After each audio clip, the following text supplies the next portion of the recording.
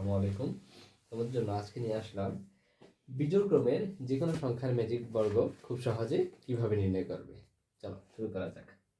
আচ্ছা, বিজোড় ক্রমের জন্য দেখো, মাঝখানের ঘরটাকে রেখে ডান দিকে এবং বাম দিকে ঘর সংখ্যা সমান হয়, তাই না? ঠিক মাঝখানের ঘরে এক বসাবে এবং এই যে দেখো, কিছু স্টেপ ফলো করতে হবে তোমাকে।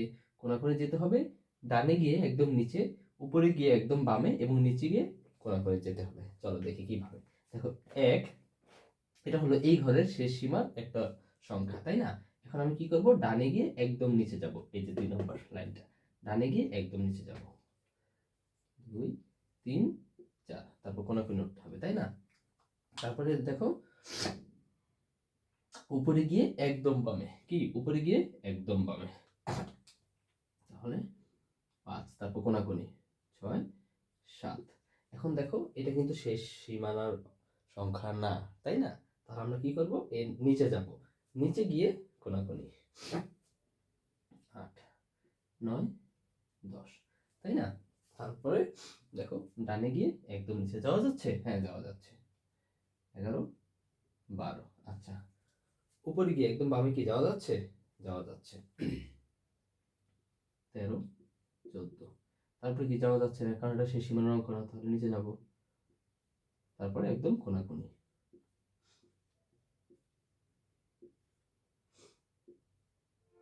আচ্ছা, এখন দেখো 19। তাহলে আমরা কি নিচে গিয়ে বামে আসব, কিন্তু নিচে গিয়ে বামে আসার কি কোনো কন্ডিশন লেখা আছে এখানে? নাই। তাহলে কি করব, ডানে গিয়ে একদম নিচে 20। ওকে। আচ্ছা, তারপর কি করব, দেখো এই যে উপরে গিয়ে একদম বামে, উপরে গিয়ে একদম বামে 21।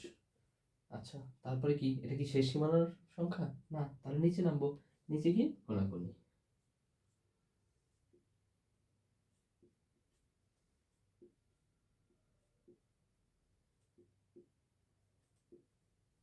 আচ্ছা, এরপরে কি করবে তোমরা, নিচে গিয়ে বামে আসবে, তাই না? কিন্তু না, দেখো এখানে কোনো কোথাও কি লিখে লেখা আছে যে নিচে গিয়ে বামে আসবে?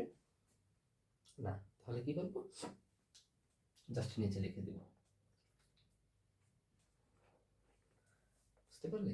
আচ্ছা, এবার দেখো তো, উপরে গিয়ে বামে যাওয়া যাচ্ছে কিনা? যাচ্ছে। এটা কিন্তু আমাদের 3 নাম্বার শর্ত ছিল। উপরে গিয়ে বামে, বামে, তারপর কি, ডানে গিয়ে একদম নিচে।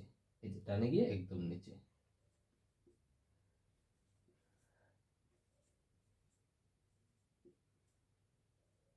35, তাই না? তারপরে কি, নিচে গিয়ে কোণাকুণি।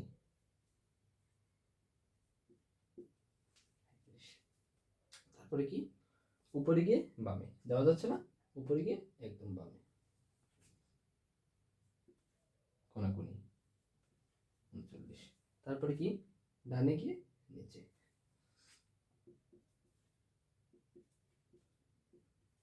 42, নিচে গিয়ে কোণাকুণি 45, তাই না? এখন দেখো তো, উপরে গিয়ে একদম বামে যাওয়া যাচ্ছে, যাওয়া যাচ্ছে।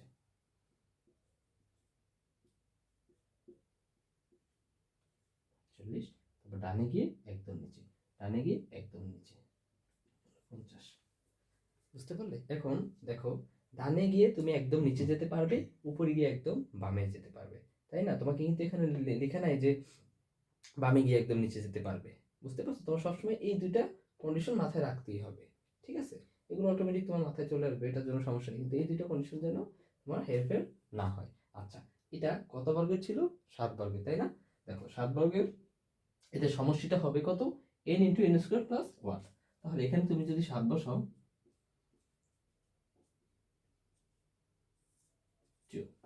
কত হয় আমরা চেক করে দেখে নিত। আচ্ছা দেখি, 7 7 49, 49 আর 1 কত? 50, 50-কে 2 দ্বারা ভাগ করলে কত হয়? কত? 25, 25-কে 7 দ্বারা গুণ দিলে কত হয়? 175। এখন সবগুলো লাইন যোগ করে দেখো তো 175 হলো কিনা। এটা কিন্তু যে কোনো সংখ্যার জন্য প্রযোজ্য এই সূত্রটা। ওকে, এখন যোগ করে তুমি দেখো যে 175 হয় কিনা। আড়াআড়ি গুণ করবে, সারি বরাবর, কলম বরাবর এবং একদম কোণাকুণি যোগ করবে, ঠিক আছে? আচ্ছা ঠিক আছে, এটাই হলো বিজোড় ক্রমে ম্যাজিক বর্গ শেখার আজকের ট্রিক্স। ধন্যবাদ সবাইকে।